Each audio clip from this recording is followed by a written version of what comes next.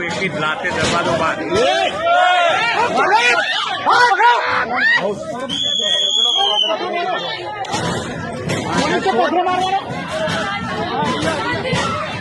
હાલ સરકાર દ્વારા શહેરમાં ઠેર ઠેર જગ્યાએ દબાણ કરવામાં આવી રહ્યું છે ત્યારે અમદાવાદ મ્યુનિસિપાલિટી કોર્પોરેશન દ્વારા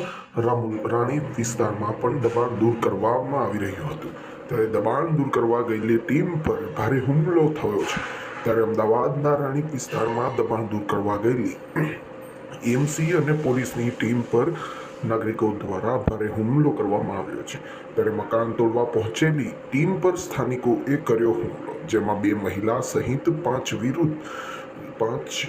આરોપી વિરુદ્ધ નોંધાઈ છે પોલીસ ફરિયાદ ત્યારે રાણી વિસ્તારની પોલીસની ટીમ પર